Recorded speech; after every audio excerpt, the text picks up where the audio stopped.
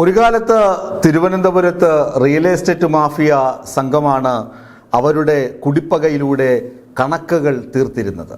പ്രത്യേകിച്ച് IT വ്യവസായ രംഗം, സ്റ്റാർട്ടപ്പുകളൊക്കെ കഴക്കൂട്ടം കേന്ദ്രീകരിച്ച് പ്രവർത്തനം തുടങ്ങിയപ്പോൾ അവിടെ കൃത്യമായ ഭൂമി വിനിയോഗം നടന്നപ്പോൾ പല നാടുകളിൽ നിന്ന് പല ഭാഷക്കാരും പല വേഷക്കാരുമൊക്കെ അവിടെ സ്ഥലം വാങ്ങി വീട് വയ്ക്കാനൊക്കെ തുടങ്ങിയപ്പോൾ റിയൽ എസ്റ്റേറ്റ് മാഫിയ തഴച്ചു വളർന്നു. ഫ്ലാറ്റ് സംസ്കാരം വളരെ കരുത്താർജിച്ചതും റിയൽ എസ്റ്റേറ്റ് മാഫിയകൾക്ക് വളം ഒരുക്കി കൊടുത്തു. അങ്ങനെയാണ് ഓം പ്രകാശും സംഘവുമൊക്കെ പുത്തമ്പാലൻ രാജേഷുമൊക്കെ പുത്തൻ പണം സ്വന്തമാക്കുന്നതും വളരെ പ്രബലരായ ഗുണ്ടാ സംഘമായി വളർന്നു വന്നതും.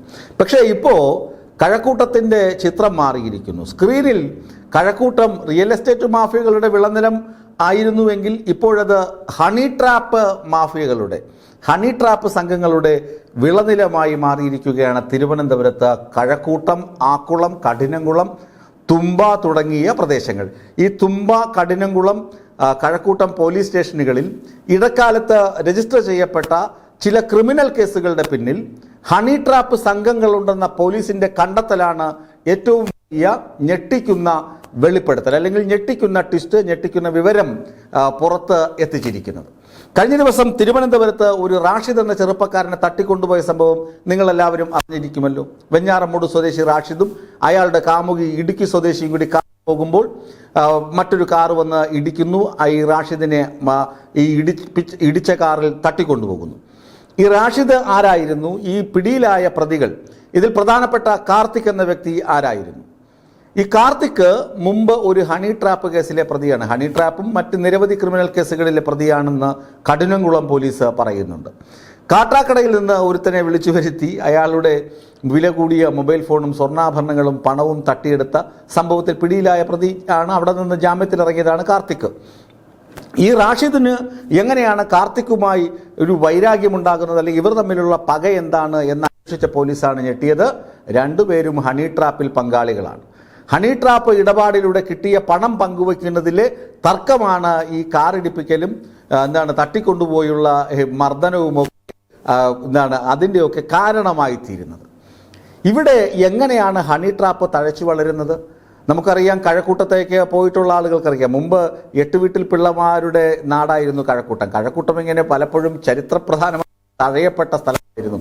ആക്കുളം നദിക്ക് അപ്പുറമുള്ള തലസ്ഥാന നഗരവും കഴക്കൂട്ടവും തമ്മിൽ ആ പുഴയുടെ ഒരു വിടവുണ്ടായിരുന്നു, പുഴയുടെ ഗ്യാപ്പ്. ആ പുഴയ്ക്ക് ഇപ്പുറമുള്ള കഴക്കൂട്ടം അവിടെ അത്ര വികസനമൊന്നും തൊട്ട് തീണ്ടിയിരുന്നില്ല. പിന്നീട് പാലം വന്നു. ഇപ്പോൾ മുമ്പ് ടോളുണ്ടായിരുന്നു, ഇപ്പോൾ ലുലു മോള് വന്നു. അങ്ങനെയൊക്കെ വന്നപ്പോൾ ആക്കുളം പാലവും ഒക്കെ വന്നപ്പോൾ കഴക്കൂട്ടത്തിന് ഒരു ജീവൻ വന്നു. അല്ലെങ്കിൽ ഇപ്പം നമ്മുടെ പഴയ ദേശീയപാതയിലൂടെ പോകുന്ന ആളുകൾ കഴക്കൂട്ടം ടച്ച് ചെയ്ത് പോകുമെന്നേ ഉള്ളൂ. ഇപ്പോൾ കഴക്കൂട്ടത്ത് ഇറങ്ങിയാൽ ഇഷ്ടം പോലെ ഗംഭീര ഷോപ്പിംഗ് നടത്താം. അവിടെ ഇല്ലാത്ത സംഭവങ്ങളൊന്നുമില്ല, എല്ലാ സൗകര്യങ്ങളുമുണ്ട്. മേനംകുളത്ത് അവിശ്വസനീയമായ രീതിയിലുള്ള വലിയ വില്ലകൾ, അതുപോലെ തന്നെ ഫ്ലാറ്റ് സമുച്ചയങ്ങൾ. അങ്ങനെ കഴക്കൂട്ടം മുതൽ ഏകദേശം ഇങ്ങ് പേട്ട വരെയും വലിയ വികസനമാണ് തലസ്ഥാന നഗരത്തിൽ നടക്കുന്നത്. അങ്ങോട്ട് എയർപോർട്ടിന് അങ്ങോട്ടുമുണ്ട് വികസനമൊക്കെ. എൻ്റെ ലക്ഷ്യം കഴക്കൂട്ടം മേഖലയെ കേന്ദ്രീകരിച്ച് പ്രവർത്തിക്കുന്ന ഹണി ട്രാപ്പ് ആയതുകൊണ്ട് വികസനത്തിൻ്റെ ചരിത്രം ഞാൻ പറയുന്നില്ല. വികസനം അവിടെ നടന്നുകൊള്ളട്ടെ. പക്ഷേ കഴക്കൂട്ടത്തിൻ്റെ രൂപഭാവങ്ങൾ മാറി. പണ്ട് 8 വീട്ടിൽ പിള്ളമാരാണെങ്കിൽ ഇന്ന് അവരുടെ സ്ഥാനത്ത് ഹണി ട്രാപ്പ് ഗുണ്ടകളാണ്. റിയൽ എസ്റ്റേറ്റ് ഗുണ്ടകളും വഴിമാറിക്കൊടുത്തു. ഹണി ട്രാപ്പ് ഗുണ്ടകൾക്ക് വളക്കൂറ ഉള്ള മണ്ണായി കഴക്കൂട്ടം മാറുന്നത് എങ്ങനെ? ഇതാണ് പ്രധാനപ്പെട്ട ചോദ്യം. പോലീസുകാരും അന്വേഷിക്കുന്നത് തന്നെയാണ്. അവിടെ തഴച്ചു വളരുന്ന IT വ്യവസായം. ഈ IT വ്യവസായം എന്ന് പറയുമ്പോൾ പല നാടുകളിലും IT വ്യവസായം പലപ്പോഴും ഒരുപാട് ആളുകളെ പിരിച്ചുവിടുന്നു. അങ്ങനെയുള്ള വാർത്തകളൊക്കെ നമുക്കറിയാം. മൈക്രോസോഫ്റ്റിൽ നിന്ന് പോലും കുറേ അധികം ജീവനക്കാരെ പിരിച്ചുവിട്ട സംഭവമുണ്ട്. പക്ഷേ നമ്മുടെ ഇന്ത്യയെ പോലുള്ള ഒരു രാജ്യത്ത് അവർ മുതൽ മുടക്കുന്നത്, അതായത് ഔട്ട്സോഴ്സ് ചെയ്യുന്നത് എന്തുകൊണ്ടെന്ന് പറഞ്ഞാൽ ഇവിടെ ചെറിയ പ്രതിഫലത്തിന് ആളുകളെ ജോലിക്ക് കിട്ടും. അവർ കരുതുന്ന ചെറിയ പ്രതിഫലം എന്ന് പറയുമ്പോൾ കേരളത്തിൽ അത് ഗമണ്ടൻ പ്രതിഫലമാണ്. ഈ IT മേഖലയിലേക്ക് തൊഴിൽ കയറുന്ന ഒരു ആദ്യമായി ട്രെയിനിക്ക് വരെ മിനിമം 50,000 രൂപയെങ്കിലും പോക്കറ്റിൽ ശമ്പളമായി കരുതാൻ പറ്റും. മറ്റാനുകൂല്യങ്ങൾ വേറെയും. 50-ൽ താഴെ ശമ്പളം കൊടുക്കുന്ന ആളുകളുണ്ടാകും. പക്ഷേ 50,000 രൂപയെങ്കിലും, അതായത് 1,00,000 രൂപയെങ്കിലും പോക്കറ്റിൽ കൃത്യമായി കയറും എല്ലാ മാസവും. അപ്പോൾ വരുമാനം കൂടുതലുണ്ട്. പഠിച്ചിറങ്ങിയ ഉടനെ തന്നെ 50,000 രൂപ കയ്യിൽ. മുമ്പ് MBBS ഡോക്ടർമാർക്ക് ഇതുപോലെ കാശ് കിട്ടുമായിരുന്നു. ഇപ്പോഴും ഡോക്ടർമാരുടെ വരുമാനമൊന്നും കുറഞ്ഞിട്ടില്ല. ഡോക്ടർമാരുടെ കാര്യത്തിലേക്ക് വരാം. ഈ IT എഞ്ചിനീയർമാർ, സോഫ്റ്റ്വെയർ എഞ്ചിനീയർമാർ കഴക്കൂട്ടം കീഴടക്കി കഴിഞ്ഞു. കഴക്കൂട്ടത്ത് നിരവധി US ഇൻഫോ പാർക്ക്, അതുപോലെ ടെക്നോ പാർക്കിൻ്റെ ഫേസ് 4 ഫേസ് 3 അങ്ങനെ തുടങ്ങി ഒരുപാട് വികസനം നടക്കുകയാണ്. ടാറ്റ, പിന്നെ എന്താണ് ടാറ്റ കൺസൾട്ടൻസി ഉണ്ട്, അതുപോലെ YS, അങ്ങനെ ഒരുപാട് ഗ്രൂപ്പുകളുണ്ട് അവിടെ. പിന്നെ മാധ്യമ പ്രമുഖ സ്ഥാപനങ്ങൾ, പിന്നെ ഫ്ലാറ്റ് സമുച്ചയങ്ങൾ, ഈ കെട്ടിടങ്ങളും അതുപോലെ ഈ സംരംഭങ്ങളും വന്നതോടുകൂടി അവിടെ വന്ന് താമസിക്കുന്ന ആളുകൾ ലോക്കൽ ആളുകളല്ല, പല സ്ഥലങ്ങളിൽ നിന്ന് വരുന്ന ഹൈ പ്രൊഫഷണൽസ് ആയിട്ടുള്ള ആളുകൾ, ഇഷ്ടംപോലെ കാശുള്ള ആളുകൾ. അപ്പോൾ യുവമാരിൽ ഞരമ്പന്മാരെ പിടിച്ചു കഴിഞ്ഞാൽ, ഈ ഞരമ്പന്മാരെ ചാക്കിട്ട് പിടിക്കാൻ അവിടുത്തെ ഈ മാളുകളിലും അവിടെയൊക്കെ ഷോപ്പിങ്ങിന് പോകുന്ന ആളുകൾ, കൂടുതൽ വരുമാനമുള്ള ആളുകൾ, ഇവരെയൊക്കെ ചില ആളുകൾ നോക്കി വെക്കുന്നു. എന്നിട്ട് അവരെ സ്കെച്ച് ചെയ്തിട്ട് ഇവനെ പിടിച്ചാൽ കാര്യം നടക്കും, ഇവന് ഒരല്പം ഞരമ്പുണ്ട്, ഇവനെ പിടിച്ചു കഴിഞ്ഞാൽ ഇവന്റെ കാശ് നമ്മുടെ കയ്യിലിരിക്കും എന്ന് ചിന്തിക്കുന്ന ഹണി ട്രാപ്പ് ഗുണ്ടകൾ.